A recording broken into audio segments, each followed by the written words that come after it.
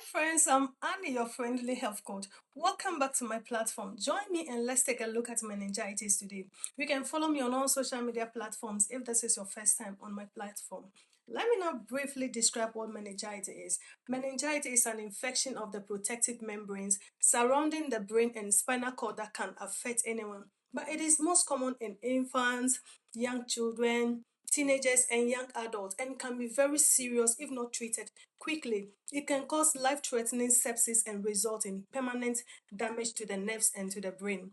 I know you're patiently waiting to know the symptoms. Early meningitis symptoms may be similar to the flu. Symptoms may develop over several hours or over a few days.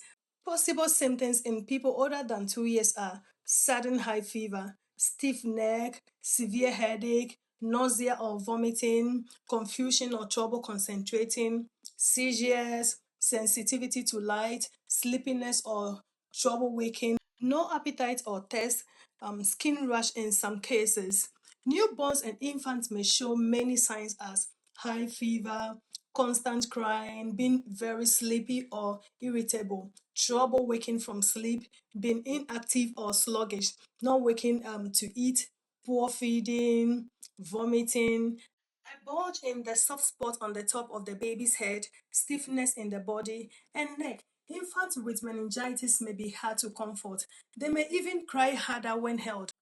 Let us also look at the causes of meningitis. Did you know that the viruses and bacteria that cause meningitis can be transmitted by kissing, coughing, or sneezing? The infection is usually transmitted by people who have these viruses or bacteria in their nose or throat but are not sick themselves.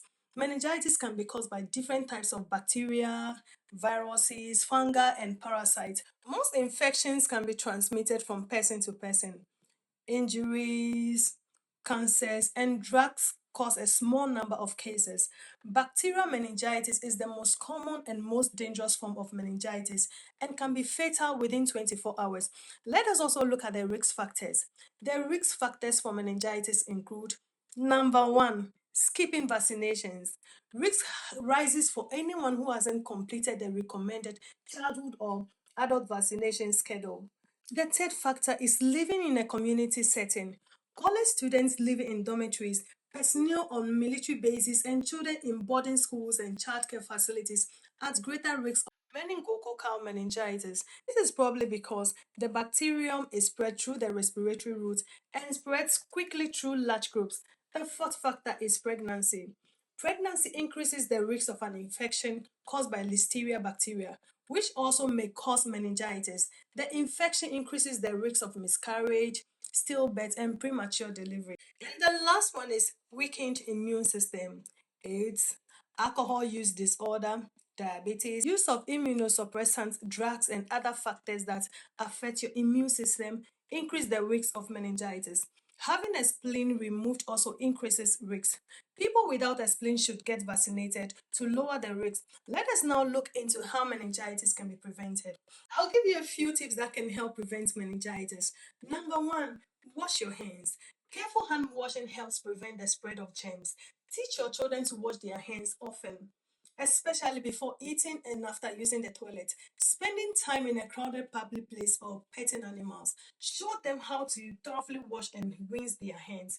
Number two, practice good hygiene. Practicing good personal hygiene may also help you prevent meningitis. Some types of meningitis are spread through close contact with an infected person's body fluid, such as saliva and nasal secretions. Avoid sharing drinks, utensils, and personal items that may carry saliva or other fluids. Don't share straws, lip balms, or toothbrushes with anyone else. Teach children and teens to avoid sharing these items too. The third one is stay healthy. Maintain your immune system by getting enough rest, exercising regularly, and eating a healthy diet with plenty of fresh fruits, vegetables, and whole grains. Number four, cover your mouth. When you need to cough or sneeze, be sure to cover your mouth and nose. Number five, if you are pregnant, take care with food. Reduce your risk of a listeria infection by cooking meat, including hot dogs and deli meat to 74 degrees Celsius. Avoid cheeses made from unpasteurized milk. Choose cheeses that are clearly labeled as being made with pasteurized milk. Number 6, do not smoke. Number 7, avoid contact with sick people. If you have been in close contact with one or more people who have a bacterial meningococcal infection, your doctor can give you preventive antibiotics. This will decrease your chances of developing the disease.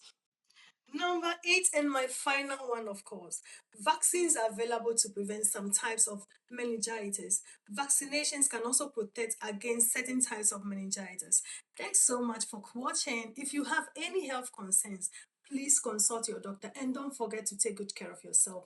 If you have any questions or comments, please leave them below. Please remember to follow my page and share it with your friends. Thank you and